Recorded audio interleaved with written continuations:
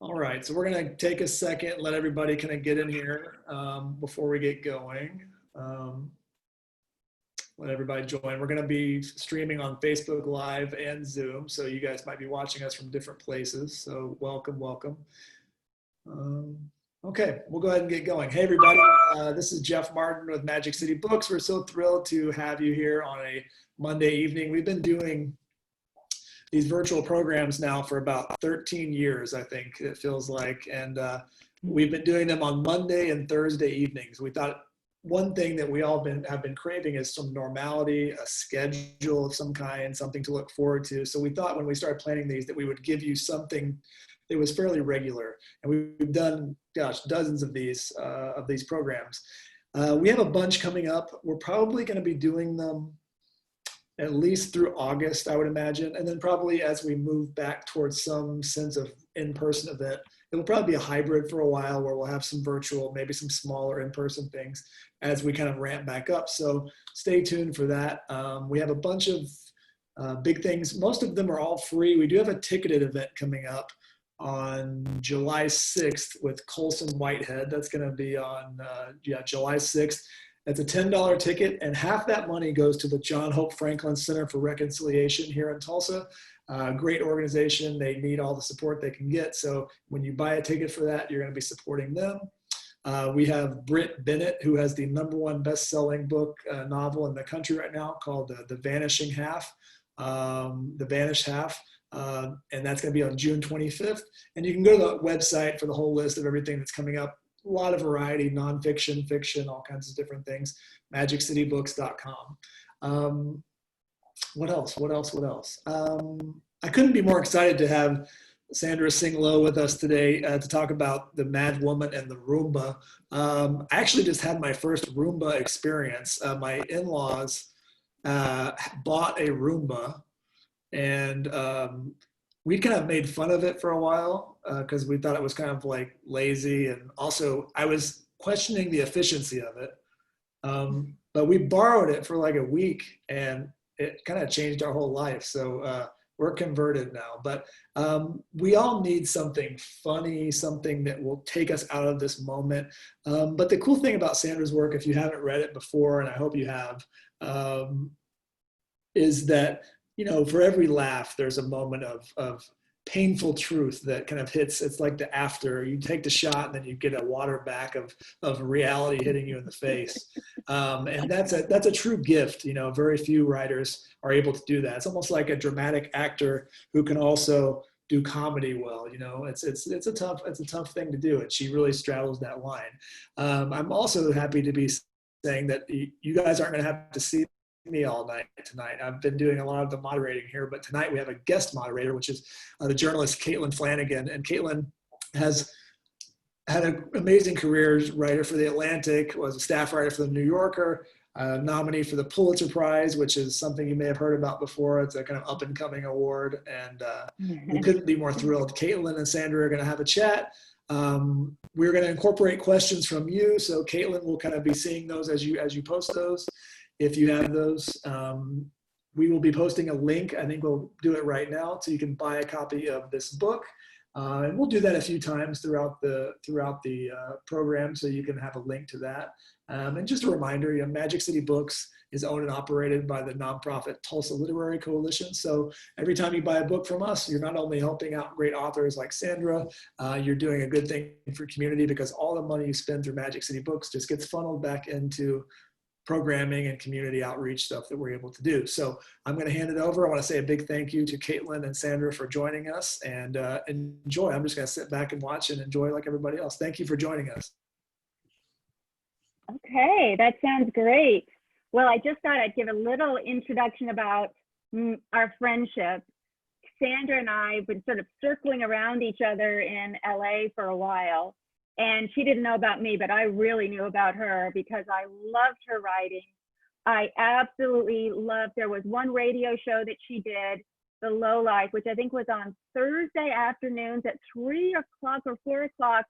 This just sounds so ancient, but I would always say, I have to be home. I have to be home at Thursday, and it would just be 10 minutes, but I looked forward all week long to it. And she sort of I was, the the nerdy square. I was a high school teacher before I was a writer. And Sandra's the cool girl. She's that, she was a performance artist in the 70s, kind of a Laurie Anderson type. And she would play a grand piano on the edge of the freeway, a very 80s thing to do. And then we got to know each other through the Atlantic. And it's been a close friendship of opposites, I guess, ever since. And this is her newest. I love everything she writes, but this is the new book that we're here to talk about. I love the cover. It's MADWOMAN and the Roomba. And it's part of, I kind of think of it as a trilogy now, a series. There was Mother on Fire, and then there was MADWOMAN in the Volvo, and now there's MADWOMAN in the Roomba. And they're just these very comic memoirs that are they just feed your soul at the same time that you're just laughing and laughing and laughing. And I think they fill kind of a role in culture and books that's unlike anything that I know of, where it's so warm, and yet the voices couldn't be anybody but Sandra.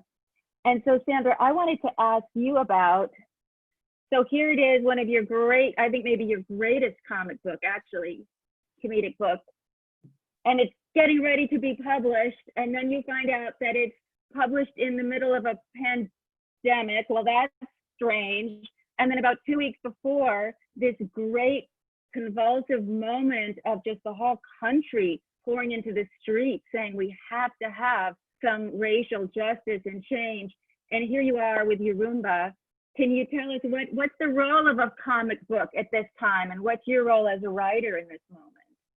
Well, I mean, that's a great question. I mean, I originally got assigned this, I turned this book in 2 years late, because I think I got assigned it around 2014, 2015. And then the election came, and I think I, being a middle-aged lady, and that's kind of part of what this book talks about, of women between 45 and 65, who are America's largest demographic group, like 40-something million women. And we're completely underrepresented in kind of Hollywood, as I like to say. J-Lo is 50, she plays 40, and then you have Jane Fonda, who's 82, and nothing in the middle. So I was always interested in these women's lives because, before I get back to your question, in 50 years of feminism with Betty Friedan, it's like, I feel very much of an in-between generation. You and I are kind of a similar age, of like going, well, wait a minute. We're always not at the wrong place at the time. Like we're in our Amy Klobuchar years, kind of like, so I was interested in talking about the daily lives of women. And as you say, with that 3 p.m. Thursday thing, of just these slice of life moments, because I think so much of our daily lives are made up of these moments. They're not big news headlines. They're the small iterations. So, but then the election came, and I'm a Democrat, and like so many women of my age and more orientation tribe, that was like I wouldn't say that was the original pandemic, but it was, it was as traumatic to this group of people. They say, 9/11, 11/9. It was kind of traumatic, and so I wrote that out of that. But the book is and then I had a lot of women's marches and pussy hat knitting in there. But my editor was looking at about 2018, 2019 going, you know what, we want it to be more a year in the life, take out that current stuff, it felt so current, and just let it be kind of like, yes, I'm basically like, the news is happening, the world is blowing up, et cetera, but we still have to vacuum. Although I have not vacuumed during the pandemic, and you and I have talked about vacuuming, thus the Roomba. And so weirdly, to have this, we didn't know the pandemic was going to happen. We didn't know the protests were going to, so in a way, the opening of the book, the preface still makes sense, because it's kind of saying, no matter what's going on, at some point of the day, you may have to feed a child or feed yourself or try to get to sleep and do laundry. And I'm like, you see, I just see you behind me. See, there's the actual massage chair. Right? Yeah. Yeah, and so to a certain extent, that daily life that always happens has always happened. So, yeah, and it's kind of, this book came out on Blackout Tuesday, so of course we moved to any events that were happening there. But I still feel, just on a visceral personal level, of people who I've been dealing with, because I've done this virtual book tour. I've started to do, because I can't autograph anything live, COVID safe curbside pickup out of my garage. So it's real old school. Okay, it's old school performance art stuff. And so that one-on-one, people are really exhausted of being in quarantine. They're like, it's kind of like just a moment of humanity is still something we need, I think. And what is it about, because I really appreciated, well, all your books I appreciate, just from I'm the same age as you are, so I'm always tracking with them exactly. But it just seems once a woman gets to her late 50s and moving on towards 60s, it's like, it's beyond invisibility. Like, she's like the mom in the movie. She's just some like background character that just is like, get her out of there as quickly as possible. And it's just so depressing. But then you lift it up that the daily life is as urgently lived for us. And also the thing I got from the book that I wanted to ask you about is, you know, I've always, all through my life, and I think I've just about stopped, and I think you have too, I just think when I'm that age, I'm gonna have it together. You know, you reach a certain age and you don't throw your clothes on the bedroom chair at night, you hang them up, and you get your emails ordered, and you realize you are yourself throughout your life. So what things were you noticing were kind of universal about these years for the women you've talked to so far? What are we all going through? Well, I think the clothes on the chair, you know, it's a painful topic. Of course, there's still, and I think you're right. When you notice the ship has sailed and this is what it's going to be. There is no better thing coming. I've tried to do the bikini bun workout like 5 times. I've tried to clean my house. In the pandemic, I've started trying to garden. And like I say, you know, if some people's gardens show the love inside, my garden shows the hate, because my arugula is shooting off and it's making acid. I've never like it making milky acid, and then I ran them over in my car, so that was really good. I think that, you know, and I like to say that this is about being in your 55th year, which to me felt like being in the body of an 85-year-old, not Ruth Bader Ginsburg's, because she's so strong, I hope, hang on, and having, I have the ira of a 25-year-old. Oh, so it's really, and I think it's partly where you realize, yes, that.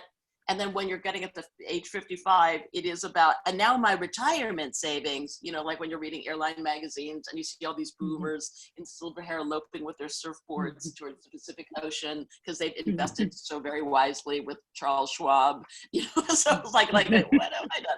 So I think in a way it's being like 20 something again in a certain way, because it's like, well, let's see, your teens, where you were in your teens, and you go, oh, college, I have to go to college. I haven't thought about that. How am I going to do that? I felt the 50 was the same. It's like, oh, retirement. I didn't know that was coming. How am I going to do that? So it's kind of like the new set of things that you're supposed to do. So I felt that was so, but some things, I think the good thing about turning this age is, now right now I'm having these non-reflective readers I got online, but it's kind of like as my eyesight has gotten more and more target 2.5, target 3.0, I don't see wrinkles anymore. it's like, you know, I am wearing a bandana, like, so I don't, to a certain extent. No wrinkles. Yeah, oh my God, no, you do start to let some of that go, especially in the pandemic, and just that it doesn't even matter. It doesn't really matter anymore with these things, you know, and losing 5 pounds or 7, nobody really cares anymore. Oh yeah, no, that's the good thing about being in the background of the movie. You know, just put a dress on the old mother character and she can just shuffle in and out while the real characters are doing things. But I think what you're saying about invisibility, though, is interesting because women hold so much together. And it's kind of like we're kind of like the average caregiver of an older parent is like a 50-something-year-old woman. And our teens are still kind of, if you have kids late. So women of this age hold so many threads together constantly. And so I think that's part of the journey. Even though we're invisible, we're holding stuff up. Yeah, that's why we're so careworn and yet so invisible at the same time. Yeah. But I just was kind of making notes about kind of the different things that go on during this year. You've got college applications, you know, in the book. You've got your own aging father, Dr. Loh. And then one of the delicious, delightful things that's so different about Sandra from many of us is that rather than being in a marriage, you have a long-time partner of about, what, 10 years or so? Yeah, now it's 12 years. It's pretty unbelievable. Right. And so you kind of explore what that's like. Can you share that a little bit, having a, you know, a romantic longtime partner at this age? Well, Caitlin, this is how it works. So, okay, so you're right. Mother and Fire was my I've been in a long-term marriage. Now my kids are 5, have to get them into school. Madwoman and the Volvo was in the mid-40s when perimenopause hits, where your hormones go nuts, where I went to Burning Man with some girlfriends to see the art and brought my theatrical manager, platonic friend of 10 years to help drive. And so lo and behold, when you go to Burning Man, Caitlin, when you go, when you walk around the playa, it's like a truth serum. You start babbling about stuff you would never tell anyone. My girlfriend, I said I want to have an affair, and she was happily married. So I blew up my marriage at that time. I think it was about 46. Because in the middle of life and in watching the HBO or whatever streaming, reading your book, having your glass of Merlot on the night table of the companionate marriage, I suddenly looked at this person who'd been my best friend for 10 years, and as in a merchant ivory moment, it is you who I love. And then a desert sandstorm actually happened. So it was like really like the English Patient, and I was gonna go pee in out there because there were no porta potties, and I was gonna yell, he was gonna yell my name into the wind, and we would use sound to find each other again. So it's very, hello. So, you know, that we decided, so I felt at that moment about 46, and this is sort of an age when people crack up. 26 is another one. But 46, where I go, if you have a chance for romantic love that really feels, you better run and get it, because you're going to live till 90. So, right. So I was able to get that to happen in my life, but then I start calling it like the 4 husbands, or maybe 5. Mr. X is the one that you marry and have the children with. He's really good with baking bread and fixing things. Mr. Y is the one that drinks Chardonnay with you at the end of the day in front of the fire and talks about everything. Not so good at fixing things around the house. And you will start to miss that. Third thing, I think Mr. Z is the production assistant that we all wish we would have. When you go, Mr. Z, could you just run to the store to get orange juice with pulp? The kind with a lot of pulp. And they usually come back with Tropicana with no pulp. He just does exactly what you say. I don't know what Mr. Q is. I think that's the gay assistant of our dreams who decorates. So that's about it. So this book is definitely hearkening back with just 2 middle-aged people who are like these, we're still bohemians in our minds, even though now our teeth are falling out and we're still throwing a scarf over a lamp to decorate. It's kind of like, and we're going, no, So it's really the story of like these people who are about this age and they still haven't quite figured out how to actually live an adult life. Thus some of the comedy. And I think for people that are reading the book, it's a little bit reassuring that it's not an endless romance if you're with the love partner. It's kind of like a marriage in many ways. And you shared about how your partner, whom I adore, and you have kind of, he's allowed you to sort of write about him in a very comic way, that he has gotten in these years very, very into barbecuing from the New York Times, that's the most labor-intensive recipes, and having his friends over, and you've had to endure that. Yeah, Conchinita Pibil. It takes about, but that's with men, the new men cooking thing that, you know, it's kind of with the Michael Pollan and Sam Sifton. It's kind of like they came into the kitchen, they said, slow food is what must happen. And if you don't cook slow food, just you don't care. Even though women are going, well, I also have to do the laundry and drive and whatever. And I used to say I spent so much time in my car, I should have a slow cooker on the dashboard. So that is something, the artisanal cooking that they get to do for 8 hours and with the barbecue, huge tongs tongs and mandolines and tools that they leave in the sink, et cetera, but it is, you know, it's very good and artisanal. But I think to a certain extent, this book, as opposed to the other ones, has the men are characters in it.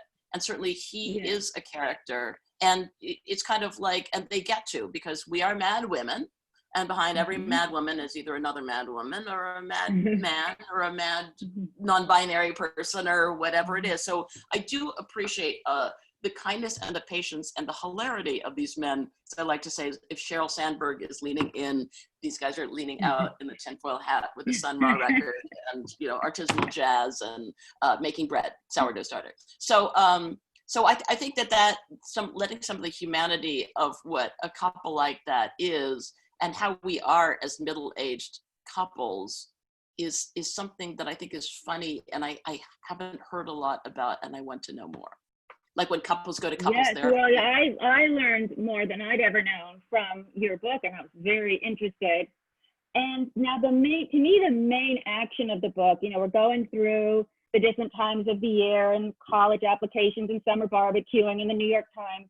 But the main action had to do with your daughter, one of your two daughters, and a friendship that she made online with someone she perceived to be in a very bad situation. And when I was reading this for the first time, I'm thinking, Sandra's not going to do what she says she's going to do. And of course you did it. You did an incredible thing. So can you tell the whole story?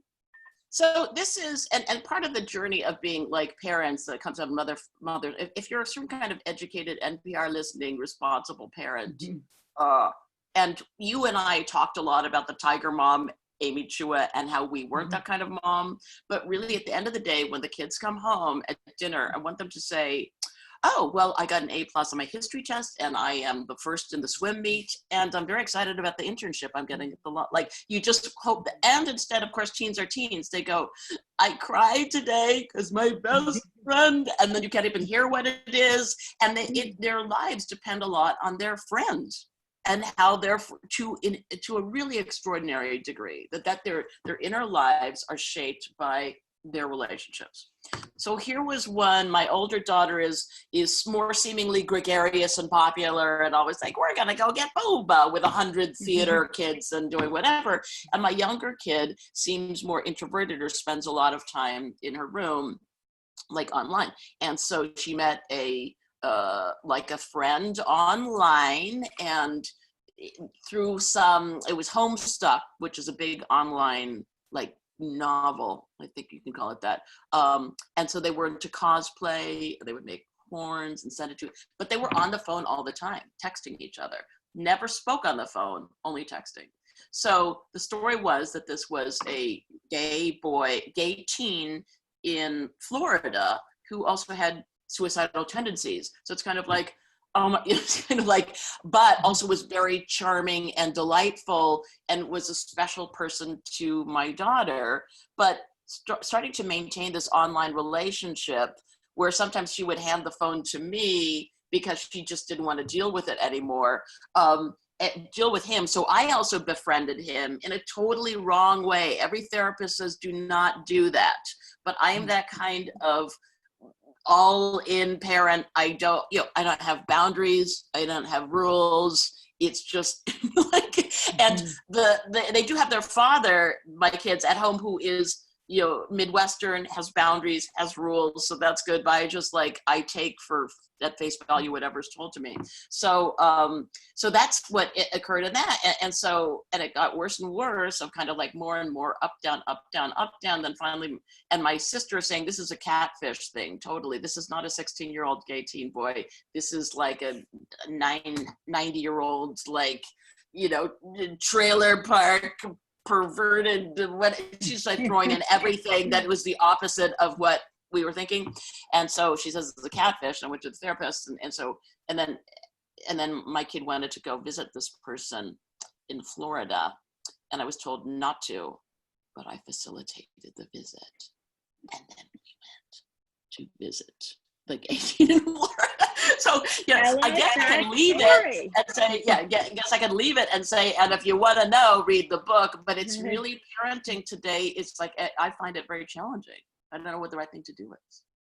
I found that part of the book so profound in terms of, for gay kids, this notion that the internet, maybe if you come from a home that doesn't affirm you in any way, and maybe you're in Florida, maybe not the great part of Florida to be in, that you can go to the computer and you can find like-minded people, open-minded people, affirming people. And I think it was very much his good luck that it was your daughter that he connected with and just had this incredible, I mean, this is the reason, I'm just gonna tell you, you can get this book at Magic City Books. And I really, really recommend that. The humor is what you'll go for. But then as you follow this story, it's such a human story. And I'm sitting there when I was reading it going, Sandra, you're not gonna get on the plane. You're not gonna really. And then as it follows out, it's like people like you, everyone's always saying, and there aren't many of you, they'll be like, get boundaries, Sandra Tsing Loh, you need those boundaries. But I think your art, your friendship, your mothering, the beauty of all that is you don't want to be separate from people. You don't want to have these boundaries. You will get on that plane with your child and do that.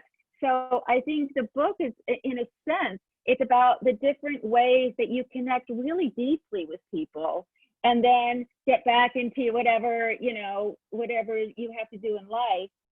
And this is kind of a segue, but also not. You've had this line that I've always loved, that you have first world guilt on a third world budget, or baby boomer taste on a Gen X budget. And so one of my favorite sections of the whole book, and this will just tell you, anybody you know who is within the age parameter of, I'm going to say 45 to 65, you'll just look at the title of this section and you'll just start laughing. It's called The Tooth.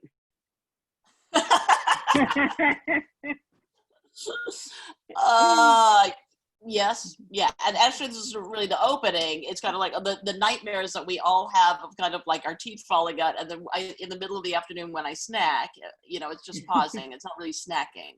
The open refrigerator door when you pause, and then the Arctic cool comes on your face, and Yes. it's just to pause. It's not really a snack. And I bit into some very soft chicken, and it seemed like a pebble came out, and it was like part of a tooth, and it was like not like I can't, it's just kind of like, and these this is a very minor health issue, but it is where you just realize your body is like falling apart. But then we had our dentist, we had moved, so we had sort of not entirely caught up with that. And you go, how many years has it been? And then of course, I don't really, because I'm afraid to go to the dentist because I had a lot of stuff when I was a kid of really painful stuff, and I knocked out my front teeth and have veneers, and it was just like, so I thought I was posting on Facebook just a message to a friend who I knew had a really dentist, but by mistake, I remember that. Like, posted it to everyone. So it's like, hey, everyone, my teeth are falling out. So, but it was like an internet dental cafe that a lot of people, I got a lot of great, yeah. So, well, but we're at the age that I think when I was younger, I would be always thrown for a loop because part of my house would stop working, and you have to get this plumbing done, and it would be so expensive, and I didn't know that was part of having a house. And then you get to this next thing, and all these like discrete parts of one's body start just spritzing out, and you're like, oh, this isn't going to make it for the whole run if I don't invest some cash in the infrastructure. Yeah, and it really hits kind of suddenly. I mean, I remember in the 40s complaining about, oh my gosh, look at my love handles. When you get like approaching 60, you just kind of just stand back, just fuzz everything over, But I mean, I think, but also going back to something that you said earlier about being the second relationship, because I've read some midlife books. It's also, though, just kind of hilarious to be in this time, and it's also kind of a weirdly not like youthful time, or can be joyous because it's partly getting rid of some of these things as well. So, and then part of being joyous is, as I pointed to the massage chair back there, you start saying, I don't give a beep, where it's kind of like, I want that Costco massage chair. That looks really good. And I got in it. That was pre-COVID. And what it did on my buttocks is so amazing. I'm just going to buy the damn thing. And I'm going to get the Roomba. And I'm like, so, and also I was talking about a friend going to exercise class. And yes, if I dare go to exercise class, I'll be the crazy lady in the corner with the flower who's just not doing what everyone else is doing. So you just kind of start to get to insist on what you're, what you want. So I think that's maybe part of the joy when things start to fall apart.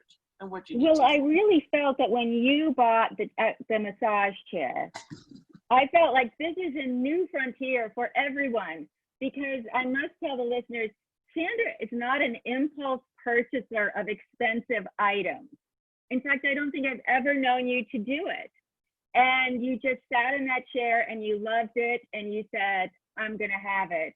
And is this kind of the freedom that we get, where at the very end we get to have a little me time and get the things we want? Is that one of the pleasures of the gateway to the golden years? Well, I thought 55 to 60 should be the pause years, the menopause years, because it is true that in people's 60s, especially those boomers, they're running the marathons and the half marathons, and they're surfing, and they're on AARP magazine, and they've never been in better shape, and that's just all really exhausting. So yes, I think just saying, I'm going to do this now, and kind of the thing with the personal trainer, it's kind of like, I have a personal trainer. I think 5 years ago, why it was part of a package at the gym that I no longer go to. It's like, Sandra, get on the floor and do 5 burpees. And you go, no, because I've hired you, and no, I'm going to fire you, and I'm going to my ophthalmologist and my neurologist, I'm going to have them fire you because I'm just not doing this anymore. So that's part of the joy. And then I just wanted to bring in the flavor of the household, which is, you've got your partner's Hinduism, you've got what you describe as his cannabis and his poverty. and so that's the whole energy. And then you have these 2 daughters who are still growing up and need you all the time. And then you're an artist. So have you just started in a way to stop fighting all those things and to let everything come into coalescence?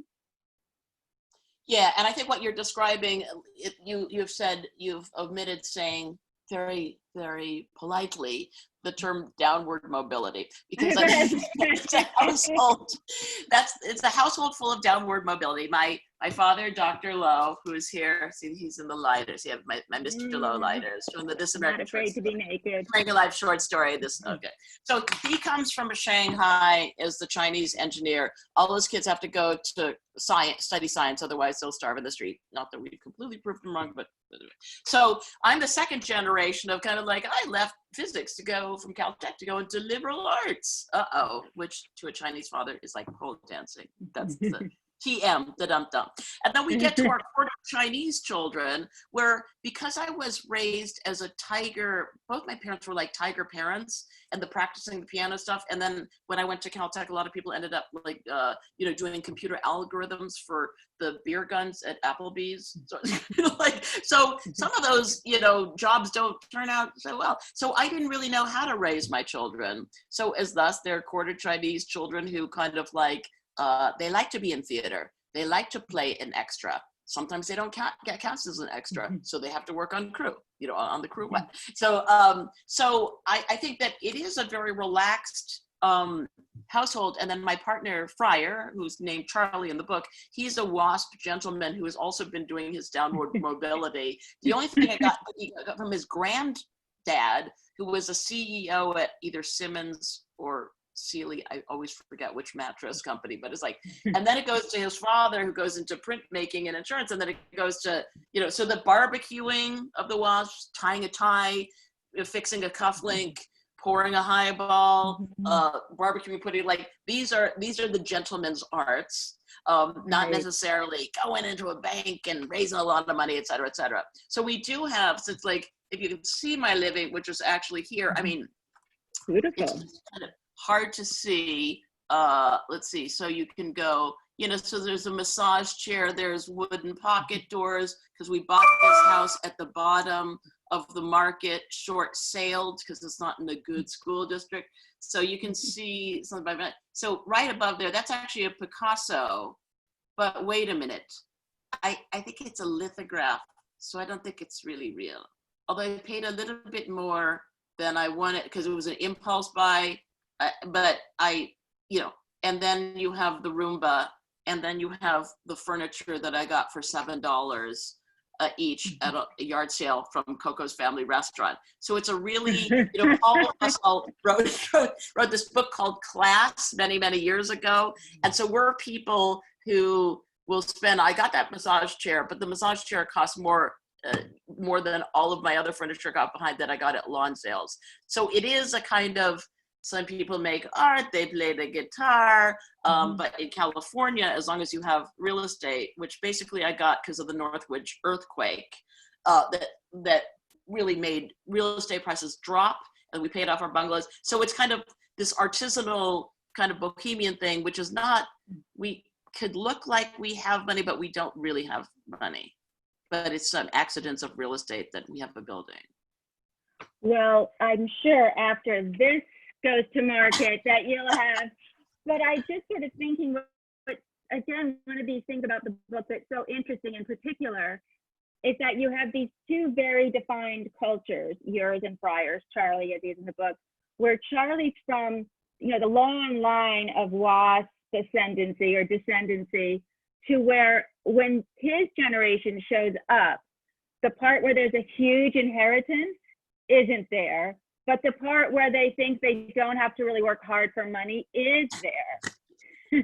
And then on your side, there's like the relentless tiger parenting that like produces your brother and your sister and your father.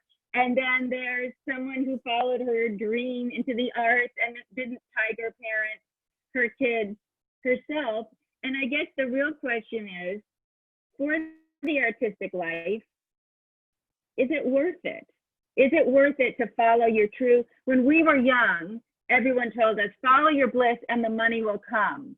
Yeah, kinda. But are people even saying that anymore in this harsh economy where you're either in one of the 0.5% and you're in the little lifeboat away from the Titanic of our economy, or you're just lost, you know? Can people really live the artistic life as you've been able to do? Well, that's a great question, something that I think about a lot. And even though we used to complain in the 80s into the 90s about the editors at alternative weeklies, and now we don't have any alternative weeklies. So Right. My experience was like growing up, I'm 58, in this time in the 80s into the 90s, where it was kind of a boom time for finances for the LA festivals, a lot of like Japanese money. It was like, oh my gosh, there's so much Japanese money because they were investing so much and building so many buildings. And then we had a huge art festival of like really expensive. Cirque du Soleil had never been heard of before. Yes. And there's a really weird circus troupe called Cirque du Soleil. Oh, you know, before you have to go down to the beach and sit on these kind of benches to see it. And Blue Man Group, what do? They throw paint. So so some of them really got lucky in that particular time. Now I think it's kind of because of blogging and so much is on internet and free, et cetera, I think it's a mix. I mean, Instagram is something really fantastic of visual art that's there. And in fact, my older daughter, who's 19, does sell art on Instagram. Really? Because there's a bit of an honor system there of people. So that's something in terms of writing and blog. I mean, it's so interesting. Like, I think that ultimately, even though sometimes people complain, well, I don't have the newspaper job I had. It's really an interesting time. At a time where now it's a little bit like everyone is an artist now. We're all artists. Before we would send out short stories 30 at a time, 30 copies at a time in snail mail and put the envelopes and go, the New Yorker gave me a form rejection, but it was one of the nicer ones. It was the one that said, try again. It was not the one that said, have you even read our magazine? Don't try us again. So there, even though we would complain about it at that time, there was definitely an apprenticeship and a training part of it, of learning how to do prose and rewriting. Now it's a little bit more all over the place in terms of kind of getting access, like you can publish on Medium, et cetera, et cetera. But it's still I mean, it's different, but, and I hope that our artists will get paid if they stick with it. But yeah, that's a really good question. I'm sorry that it didn't really answer it very clearly, because it makes me really in so many different directions. So would you say that this 1 year, I mean, what I really loved also about the book is the other two in this kind of series, which I really recommend to everybody to get: Mother on Fire. Oh my God, that's so funny. And then Madwoman and the Volvo. I remember sitting in my attic and laughing and laughing and laughing. You know, you choose these years of your life, you know, representative. And what I really enjoyed about this, it wasn't a clearly defined year. It wasn't, I have little kids. It wasn't, I need to do this next thing in my life. It was just the way that life sort of unfolds this way, and is shaped by this time. And we try to make some meaning of it. So would you say that this year of your life that you described, was it a good year? Well, yes, in that no, and this will be the horrible answer to your question because it'll pop to my first. It was a good year because someone died, and it was my 97-year-old father. So that was, well, it's good that, you know, it's good that he actually finally died, because he was hanging on for 6 to 10 years with Parkinson's. It's kind of like, and I think that his existence was, you know, it was like, it was extremely expensive financially, although it was very good for his Filipino caregivers family. So that is good. That's a mitzvah. But I think if you go through a year in a family and someone dies and it's the 97-year-old father, that is a good year. It's not anyone younger. He should have been the one to go, and he did on a Monday. You know, which is probably the worst answer to your question, but it is sort of a year in the life of a family. Oh, I'm getting a little weepy now, where there isn't a tragedy that happens to any of them. That's a good year. And although there could be good years with families where something much worse than that happens, but people pull through. But I think that's part, especially in kind of this moment that we're in now, in the pandemic and with the protests and with the, you know, all, you know, like a good year, it's like a good day, it's like a good hour where you were just bored. You know, when I've been finding people in the pandemic or Zooming with them, I go, I hope the worst thing that your family is suffering is boredom. I mean, that's good. So that's, you know, Annie Dillard has this line that I never knew the days would be gods, that each day is this discrete thing. And I was there, of course, at your father's funeral, and it was very, very, very moving to me, the way your whole family came together and you held him in your own truth of your experiences with him that weren't always easy. And yet you completely celebrated the things that his many achievements. And then all of these like incredibly talented, you always claim they're not tiger parented, and then your brother's children and your children, and they're playing the violin and they're playing the piano, and it was just this beautiful, beautiful rounding out of a life, maybe a better funeral than he deserved in a way on the merits, but you were a family, and you know, you did it right as a family. Right. And I had to respect my brother, and like somebody mentioned it to me the other day, that at my father's funeral, it wasn't really beautiful because he had so many fans of strangers he met on the street or who he hitchhiked with, who found him very inspirational and would do kind of the Dr. Low prayer hands, almost saying namaste for who knows what reason, because he's working on his Asian thing, and just saying how inspirational he was to everybody who was outside the family. And we share a thing of like, of the difficult fathers, let's say, or charismatic, and both. And that many of the families stood up, like my cousin Chi, who's from China, says, oh my gosh, she visited us in Shanghai in like the 70s, and we didn't want him to come, and it was so expensive. We lost a year's salary just in housing him for 5 days, and it was awful. Thank you. And then my brother stood up and said, you know, through what we've been through, some people would call it emotional abuse, because he was really a rager, didn't let us have Christmas, et cetera, et cetera. And, you know, and so, but here we are, we're relatively okay as kids that have lived happy lives. And my father would always say, the reason that you have happy lives is because of your mother, not me, not me. She's the one that created it. So the idea, the legacy we leave behind in families is maybe not just us, but the environment that, well, I guess we partially made or that we were in. So there's a lot to think about in that rounding out. But yes, it was a good year. Well, what a perfect note to end this on, and with the idea that your father recognizing that he's the brilliant, what was he, a nuclear or an aerospace engineer? Aerospace scientist, and but and not the best. I mean, I don't think he was the most gifted, but he was kind of okay, middle class. Well, but that he recognized, and all of you did as well, that your mother, the quiet person in the background, was the person who was keeping this as a happy childhood with, you know, the different things that she could do for you. I think that's powerful. Well, I want to tell everybody, because our time is up, I really want you to get this book. I want you to get The Madwoman and the Roomba, because we're all in hard times right now.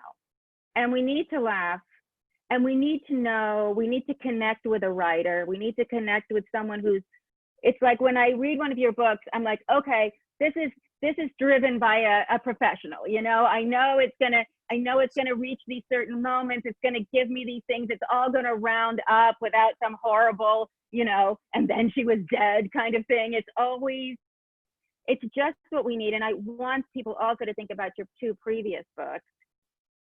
And I think this is the first time we've been to Tulsa. It looks a lot like my bedroom, but but next time we'll go in person. And thank you so much, Sandra, for letting me be part of this experience in Tulsa. Oh, thank you, Caitlin. What a pleasure. What a pleasure. Thank you. Thank you. Thank you. Thank you. Thank you. And over and out, if I can figure out how.